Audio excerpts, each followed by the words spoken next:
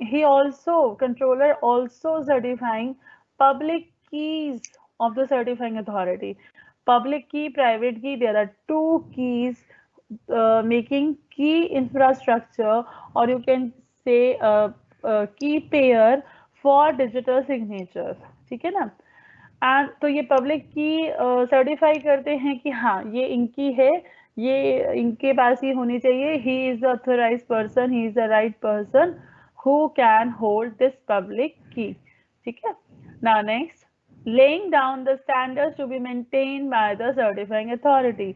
हर एक जो भी अथॉरिटीज हैं या जो भी डिपार्टमेंट है, they have to maintain certain standard. ऐसा नहीं कि कोई भी आएगा, आप किसी को भी डिजिटल सिग्नेचर सर्टिफिकेट इशू कर रहे हैं, कोई आप एक स्टैंडर्ड नहीं मेंटेन करके रख रहे हैं, किसको देना है किसको नहीं देना है, सो वो चेक करना भी किसका काम है? कंट्रोलर का।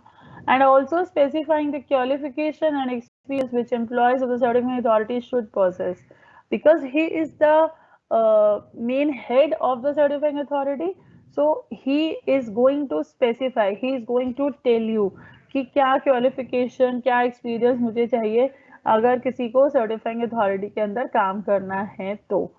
And he is also specifying the condition subject to which the certifying authority shall conduct their business. And also मतलब जो सर्टिफाइंग अथॉरिटी है वो क्या और चीज बताएगी? बेसिकली कंडीशंस बताएगी। बच्चे देखो, मुझे काम करना है, मुझे बिजनेस करना है, ठीक है, तो मुझे कुछ अपनी कंडीशन मेरी होंगी कि हाँ मैं तो क्रेडिट पे काम नहीं करूंगी, मेरे को कैश में पेमेंट चाहिए होगा। इस तरीके से आप अपने बिजनेस में कुछ कंडीशन सेट करते हैं।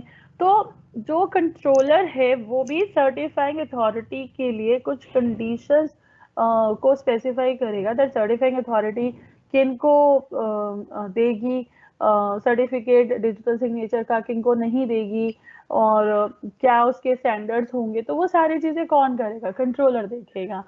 And also controller specifying the content of return, printed or visual material and advertisements that may be distributed or used in respect of an electronic signature certificate and public key, issuing the public key. जो आपका controller है वो ये भी बताएगा, जैसे suppose करिए बच्चे मैं बिजनेस, मैंने कहा ना मैं चला रही हूँ, तो मैं अपनी एडवर्टाइजमेंट करूंगी तो मेरे को रहता है कि हाँ मैं बताऊंगी एडवर्टाइजमेंट में क्या लिखना चाहिए, क्या नहीं होना चाहिए। तो इसी तरीके से जब सर्टिफाइंग अथॉरिटी अगर कोई भी ऐसा प्रिंटेड रिटर्न में या कोई भी वीडियो या इस तरीके का कोई भी एडवर्टाइजमेंट देना चाहती है, सो दैट की मतलब regarding this digital signature certificate, so उसके जो कंटेंट है कि उसमें क्या होना चाहिए, क्या लिखा होना चाहिए, क्या हमें शो करना है वीडियो में, या किस तरीके से हमें ऐड बनानी है, वो सारा भी कौन बताएगा? वो भी आपका कंट्रोलर आपको स्पेसिफाई करेगा। एंड देखिए बहुत सारे फंक्शंस हैं बच्चे, because a very important position, so आपको थोड़ा ध्यान से समझना होगा। And also specifying the form and manner in which accounts shall be maintained by the certifying authority. देखिए certifying authority issue करने का they are charging something, so they have some money, they have some fund, they are doing some expenses, so उनको अपने जो भी सारे accounts हैं उनका उनको मेंटेन करना होगा, और किस तरीके से करना है, किस फॉर्म में करना है, ई फॉर्म करना है, पेपर फॉर्म करना है, कैसे होगा, वो सारा भी कंट्रोलर के फंक्शंस में ही आता है। And also specifying the terms and condition subject to which auditor may be appointed. अब हो सकता है बच्चों को ऑडिटर के बारे में इतना इंफॉर्मेशन ना हो, सो बेसिकली आपका एक सब्जेक्ट भी है हमारे पास ऑडिटिंग का होता है। देखिए बच्चे, जब आप बच्चों ने देखा है 11th में आप लोग वाउचर्स का एक चैप्टर पढ़ते हैं, सो वाउचर्स क्या होते हैं? एविडेंस होते हैं कि एक ट्रांजैक्शन हुई है। सो जब आपके अकाउंट्स में अगर किसी को कोई भी कभी भी, जैसे सपोज कोई आप गवर्नमेंट इंस्टीट्यूशन है या आप कोई भी कंपनी है, प्राइवेट है, कुछ भी, तो अगर आपके अकाउंट्स में कहीं भी कुछ सस्पिशियस लगता है तो गवर्नमेंट ऑर्डर दे सकती है to appoint the auditor. Now what the auditor do? Auditor actually check or cross verify the accounts with the help of evidences और we can see the vouchers. जैसे एक बहुत सिंपल सा है, मैंने अपनी फाइनेंशियल स्टेटमेंट बनाई है और मैं ये दिखा रही हूँ कि मैंने इतने अमाउंट का सेल परचेज किया है। अब प्रूफ क्या है कि तो मैं बोल रही हूँ, अकाउंट्स में शो कर रही हूँ कि इतने का सेल परचेज हुआ है, उतने का ही हुआ है, नहीं कोई पता नहीं लगेगा। तो जो आपके सेल और परचेज आपने किया होगा, आपके पास उसके बिल्स होंगे, उसके क्रेडिट डेबिट नोट्स होंगे, आपने पढ़ा हुआ है वाउचर चैप्टर।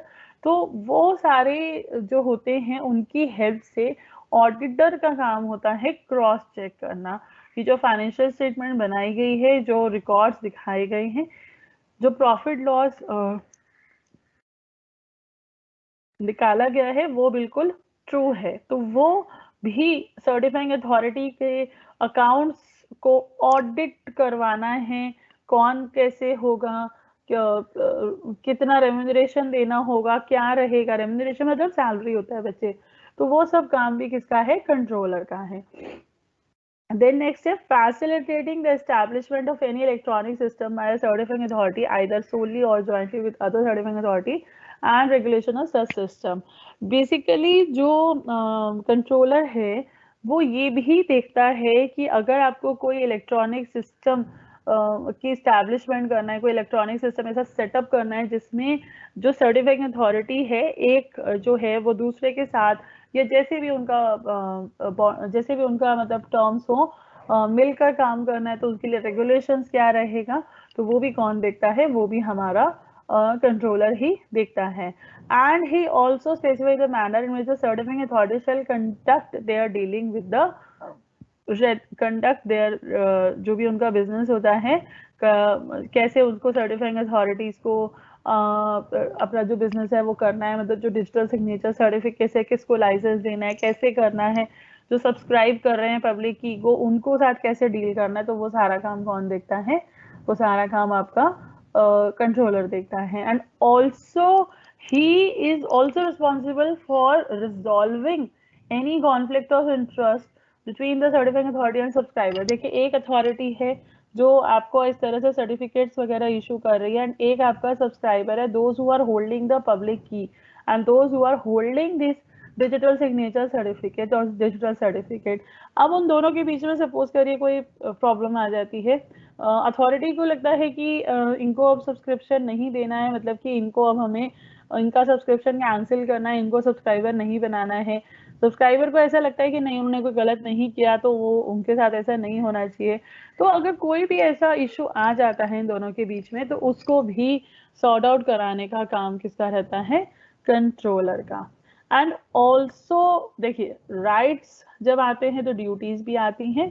सो ड्यूटी अगर आप राइट की बात कर रहे हैं कि कंट्रोलर के पास ये सारे राइट हैं कि वो कर सकता है, तो कंट्रोलर को ये भी देखना होगा कि सर्टिफाइंग अथॉरिटी जो है वो अपनी ड्यूटीज भी पूरी करे।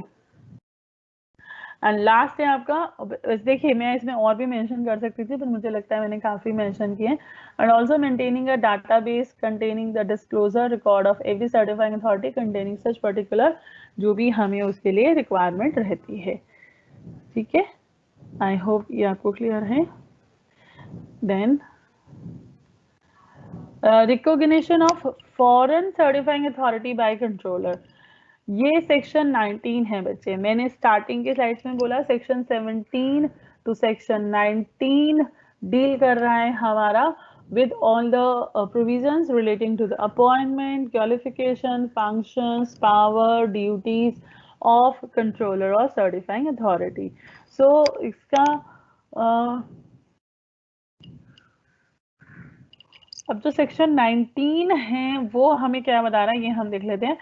Section 19 of the IT Act provide for the power of the controller with the previous approval of the central government to grant recognition to foreign certifying authorities subject to such condition and restriction as may be imposed. अगर आप किसी foreign certifying authority को recognize करवाना चाहते हैं as a controller, so what you need, सबसे पहले तो आपको सेंट्रल गवर्नमेंट की अप्रूवल चाहिए होगा। सेंट्रल गवर्नमेंट की अप्रूवल के बिना you can do this thing, fine. So section 19 जो है बच्चे वो हमें ये बता रहा है that about the power of the controller but before that उसके पास सेंट्रल गवर्नमेंट की परमिशन होनी चाहिए, ठीक है, टू ग्रांट द, एक तरह से to recognize the foreign certifying authority, जो भी कंडीशंस रेस्ट्रिक्शंस जो भी रहेंगी उनको साथ में कंसिडर करते हुए, ठीक है। और ITAA information technology amendment act 2008 section 19 इस तरीके से पढ़ा जाता है subject to such conditions and restrictions as may be specified by the regulation, the controller may, with the previous approval of the central government and by notification in the official gazette, recognize any foreign certifying authority as a certifying authority for the purpose of this act. पहले भी बताया था, फिर से बोल रही हूँ, जो ऊपर डेफिनेशन लिखी है वो भी ठीक है, ये भी ठीक है। ये डेफिनेशन आपकी अकॉर्डिंग टू लॉ लिखी गई है। जो लॉ के वर्डिंग्स होते हैं ना, उनको हम एज इट इज प्रेफर करते हैं कि स्टूडेंट्स एटलीस्ट कोशिश तो करें कि वो उन्हें लिख सके। हाउएवर अगर उनको लगे तो वो फिर अपने वर्ड्स में तो लिख ही सकते हैं, कोई प्रॉब्लम ऐसा नहीं है।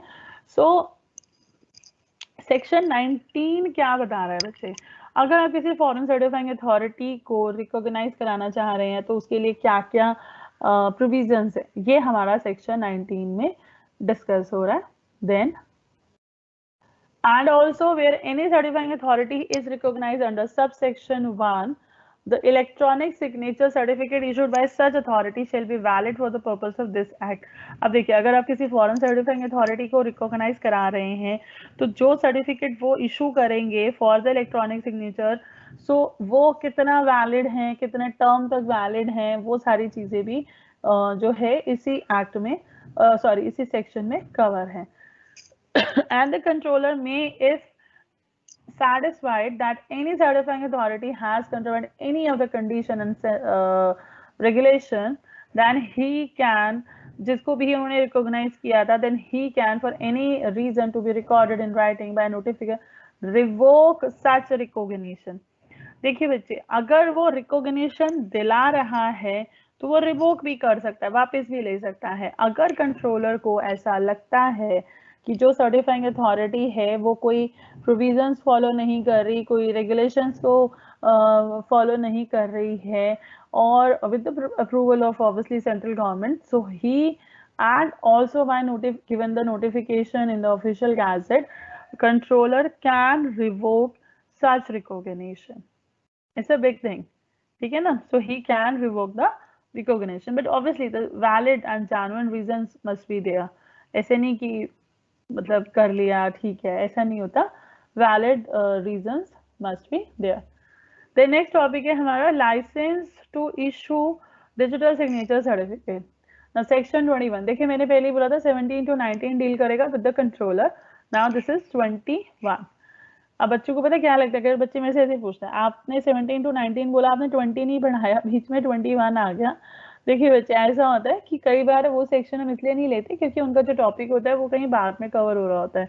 ऐसा नहीं कि एक फ्लुएंसी मतलब एक फ्लो में सारे सेक्शन लिखे जाते हैं कि हाँ, तो जब वो लिखे जाते हैं तो कुछ कई बार कुछ रह जाता है, तो जैसे नेक्स्ट सेक्शन में कवर कर लिया, या फिर वो जो टॉपिक है वो शायद मैंने अभी कवर नहीं किया, मैं बाद में कवर करूंगी, तो ऐसा है। तो ऐसा नहीं कि मैंने 20 को छोड़ दिया है या मैं कराने नहीं वाली हूँ, मैं कराऊंगी, जहां भी उसका रोल आएगा फॉर श्योर हम उसे कवर करेंगे।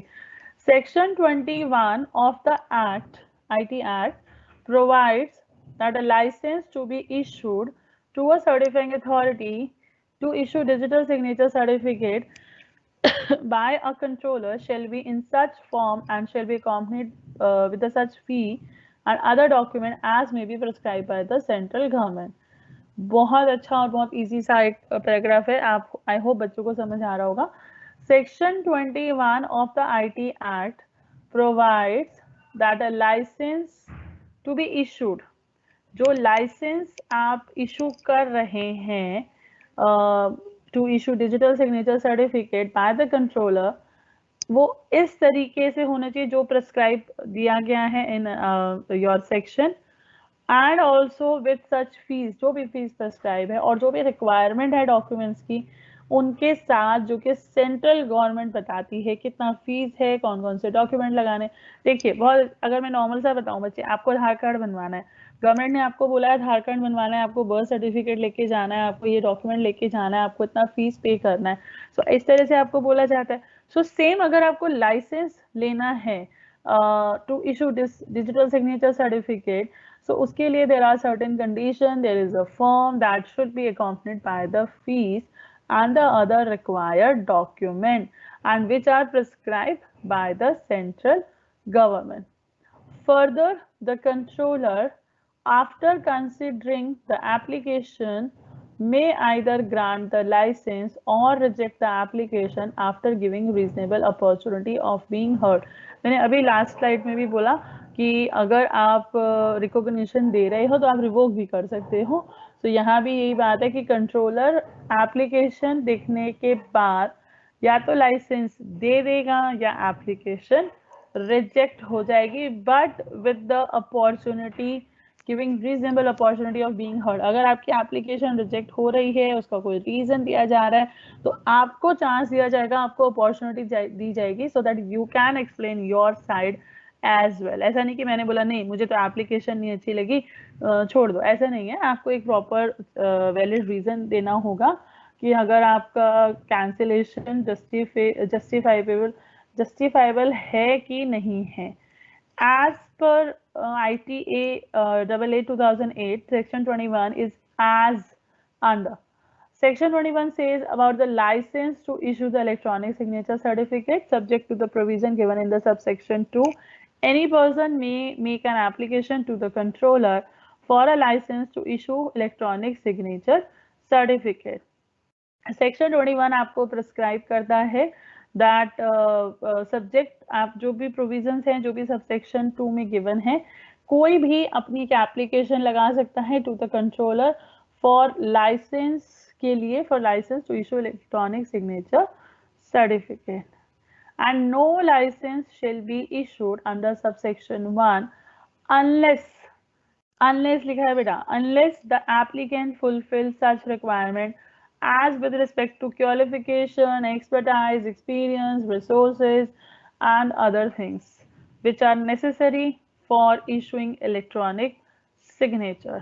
ठीक है, certificates as may be prescribed by the central government and a license granted under this section shall be valid for a period. License तो आपको पता है बच्चे, आप ड्राइविंग लाइसेंस बनवा रहे हैं कोई भी एक पर्टिकुलर पीरियड के लिए तो होता है, ठीक है, तो इस तरीके का है। And it should not be transferable और हेरिटेबल। ट्रांसफरेबल तो आप समझ रहे हैं, हेरिटेबल होता है ये नहीं कि भाई अगर मुझे हुआ है तो कल को मैं अपने बच्चों को भी जो है वो बोलूँ कि कल को वो यूज कर सकते हैं, ऐसा नहीं होगा। अगर किसी को भी लेना है तो उनको फ्रेश ही इशू कराना होगा। देन नेक्स्ट, आई थिंक आज के लिए बच्चे थोड़ा थक रहे होंगे, मुझे लग रहा है काफी हो गया, बट मैं थोड़ा सा एक स्लाइड पूरा करके आपको ब्रेक देके और आपको पहले डाउट ले लेती हूँ। And also it will be subject to such terms and condition as may be specified by the regulation. Now यहाँ से अब शुरू होगा बच्चे सेक्शन 22। अगर आप लाइसेंस के साथ जो कंडीशंस दी गई हैं उन्हें फॉलो नहीं करते हैं, जो भी चीजें हैं, तो वो सारा आपको बताया जाएगा। एंड सेक्शन 22 में आपको फीस भी बताई जाएगी, डॉक्यूमेंट्स भी बताए जाते हैं कि आपको कौन कौन से इसमें लेने हैं। जैसे section 22 of the act provide that the application for license shall be accompanied by a certification practice statement। देखिए जो आपकी एप्लीकेशन होगी वो उसके साथ में आप लगाएंगे एक सर्टिफिकेशन प्रैक्टिस स्टेटमेंट। क्या होता है, जैसे अगर मुझे एक कहीं भी जॉब करनी है बच्चे, ठीक है, सपोज मैं एक अकाउंटेंट हूँ, तो मुझे एक एप्लीकेशन तो देना है, साथ में एक प्रैक्टिस स्टेटमेंट का सर्टिफिकेशन भी देना है कि हाँ मैं अलाउ हूँ प्रैक्टिस करने के लिए, तो वो भी मुझे बताना पड़ता है। And the statement including the procedure with respect to identification of the applicant, ठीक है। And it shall be further accompanied by a fees which is not exceeding 25,000। 25,000 से ज्यादा नहीं होना चाहिए। और और जो भी डॉक्यूमेंट सेंट्रल गवर्नमेंट आपको प्रिस्क्राइब कराती है वो भी, ठीक है। सो सेक्शन 22 में आगे इसमें दिया हुआ है that every application for issue of license shall be in such a form as may be prescribe by the central government. and every application for issue of license shall be accompanied by a certification of practice statement, fees statement including the procedure with respect to identification of the applicant and 25,000 से above नहीं होना चाहिए and such other document. तो ये सारा हमारा section 22 का given है बच्चे. तो अभी तक हम लोगों ने जो करा है वो सेक्शन 17 to 19 किया, जिसमें हमने प्रोविजंस पढ़े थे regarding the qualification, experience, appointment of the controller and also उनका रिवोक कैसे कर सकते हैं, उनके फंक्शंस क्या हैं, ड्यूटीज क्या है, पावर्स क्या है controller of certifying authority. Then section 21, 22 हमने पढ़ा, जिसमें हमने देखा कि जो सर्टिफाइंग अथॉरिटीज जो कंट्रोलर है किस तरह से वो रिकॉग्नाइज कर सकते हैं फॉरेन सर्टिफाइंग अथॉरिटी को, प्लस वो लाइसेंस कैसे इशू कर सकते हैं. नाउ ये जो सेक्शन 23 है ये डील करता है रिन्यूअल ऑफ लाइसेंस. अगर लाइसेंस एक्सपायर होता है तो कैसे आप कराएंगे, फीस क्या होगी, क्या प्रोसेस होगा. देन आगे आने वाली स्लाइड्स में सस्पेंशन और रिवोकेशन ऑफ लाइसेंस भी आएगा. तो ये सारे आपके कॉन्सेप्ट मैं नेक्स्ट क्लास में डील करूंगी. सो अभी किसी भी बच्चे को कोई भी डाउट लगे, कोई भी इशू अगर उसको आ रहा है तो प्लीज़ वो मुझे अपने क्वेश्चन आंसर बॉक्स में बता दे. मैं आपके क्वेश्चन आंसर सेक्शन को ले रही हूँ बच्चे. अगर आपको कोई भी लग रहा है तो आप मुझे बता दीजिए. और एक चीज़ और है, अगर आपको लग रहा है मैं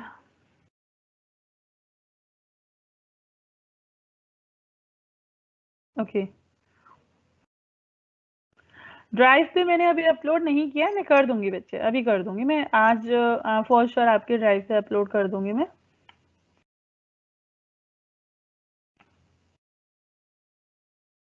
या श्योर मैं सारी पीडीएफ डाल दूंगी. एक्चुअली बेसिकली बच्चे मैं काम करूंगी, मैंने आपको बहुत बार एक पीडीएफ शो किया है जो कि एक्चुअली में आपके एसएल वेबसाइट पे ही है. बट अगर आपको ऐसा लग रहा है कि नहीं हमें आप और नोट्स की ज़रूरत है तो मैं वो पीडीएफ भी डाल दूंगी. साथ में मैं आपको ये वाली सारी जो पीपीटीज है इनका भी एक पीडीएफ बना के डाल दूंगी. जो भी आपके डाउट्स हैं बच्चे डोंट बी वरी, मैं नोट कर रही हूँ और वो मैं आपके नेक्स्ट क्लास में ज़रूर लूँगी. प्रीवियस नोट्स बच्चे ने ड्राइव में डाल रही हूँ, डोंट बी वरी, आपको मिल जाएंगे. जिन्होंने फर्स्ट टाइम क्लास ज्वाइन करी है मैं उनके लिए वैसे इन्फॉर्मेशन दे चुकी हूँ, but still I am again repeating. This class is for cyber crime, cyber law and cyber crime बहुत ही आज के टाइम में बहुत ज़्यादा है, क्योंकि मोस्ट ऑफ द काम जैसे आप डिजिटल कर रहे हैं, like for example you are taking classes online and someone can use your information, ठीक है, एंड वो लॉग इन कर लें तो या आपकी इंफॉर्मेशन को कहीं शेयर कर लें या किसी भी तरीके का मिसयूज़ कर लें. तो उन सब चीज़ों को कैसे हम लोग कर सकते हैं प्रिवेंट अपने आप को, तो वो सारा हम लोग इस सब्जेक्ट में पढ़ रहे हैं.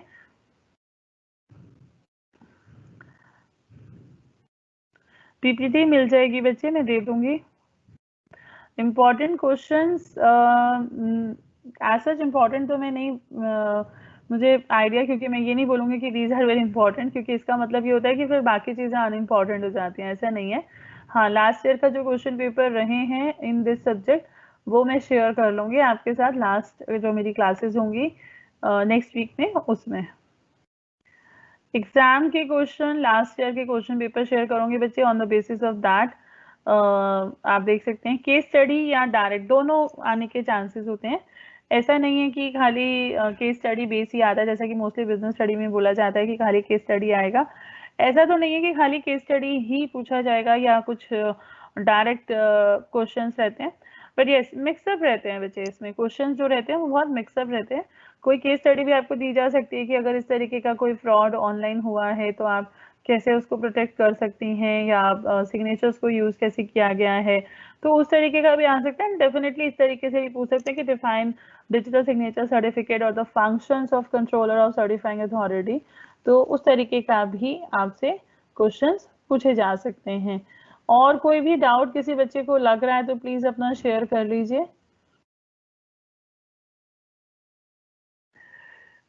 एग्ज़ाम की रिगार्डिंग तो इन्फॉर्मेशन आपको मिल चुकी होगी.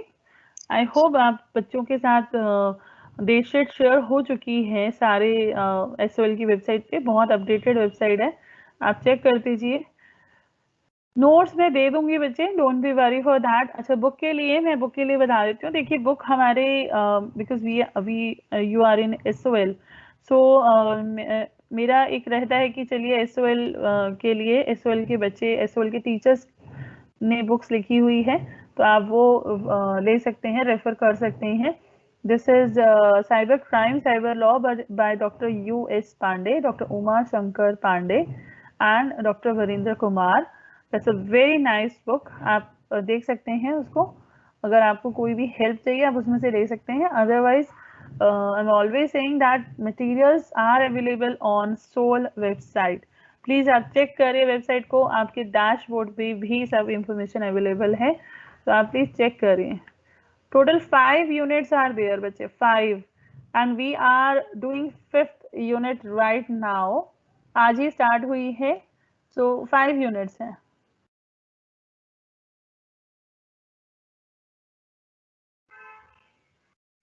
जो आप बोल रहे हैं बच्चे, लास्ट टाइम जो 50-50 मार्क्स वाले थे, एक्चुअली आपको पता ही है कि last time due to this pandemic जो सारा सिस्टम था वो एक बार के लिए होल्ड पर आया। तो हम लोगों को एग्जाम कराने के लिए आपको बेसिकली जो वो 2 क्वेश्चंस देने पड़े 50-50 मार्क्स के जो थे।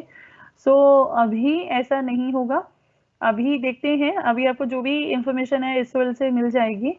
50-50 के 2 रहेंगे या 4 क्वेश्चंस आपके जो नॉर्मल पेपर में आता है, जैसा कि हमेशा ऑफलाइन मोड में रहता था वैसा आएगा। वो सारी इंफॉर्मेशन आपको आपके डैशबोर्ड पे मिल जाएगी। ड्राइव का लिंक मैं शेयर कर दूंगी, मैंने अभी अपलोड नहीं किया है। मैं होपफुली आज सारा जो नोट्स हैं वो शेयर करके और ड्राइव का लिंक भी शेयर कर लूँगी, जो भी आपको इंफॉर्मेशन चाहिए होगी नेक्स्ट क्लास में for sure. Okay, I think कोई डाउट आपको नहीं होगा। एक जो लिंक है वो भी मैंने शेयर कर दिया है आप सबके साथ ग्रुप का, तो आप देख सकते हैं बच्चे। तो आप इस पे अपना ऐड करके इंफॉर्मेशन आपकी जो भी है, आपके जो डाउट्स हैं आप लोग वो ले सकते हैं। अगर किसी भी बच्चे को लगे कि कोई भी डाउट है तो वो मुझे और अभी बता सकता है। 5 यूनिट है, बुक का रेफरेंस मैंने दे दिया है, एसओएल की वेबसाइट पे मटेरियल अवेलेबल है। अगर आपको कोई भी डाउट्स हैं तो आप अपने डाउट्स का एक जो भी आपका एक लिस्ट मुझे दे सकते हैं। लास्ट क्लासेस जो मेरी होंगी, कमिंग क्लासेस जो होंगी मेरी, फॉर श्योर मैं आपके डाउट्स उनमें कवर करूंगी। It's a theory subject, it's not a practical subject, theory subject है ये पूरे तरीके से। थ्योरी क्वेश्चन आएगा, लास्ट ईयर के क्वेश्चन पेपर में शेयर करूंगी आपके साथ। और बाकी एग्जाम का पैटर्न कैसा होगा, 2 क्वेश्चन होंगे, 4 क्वेश्चन होंगे, कितने मार्क्स के, वो सारा बच्चे आपको अथॉरिटीज के थ्रू इंफॉर्मेशन मिल जाएगी। आप अपने डैशबोर्ड को चेक करते रहिए, एसओएल की वेबसाइट को चेक करते रहिए, फॉर श्योर आपको इंफॉर्मेशन मिल जाएगी। I hope everything is clear, so thank you so much, thank you बच्चों।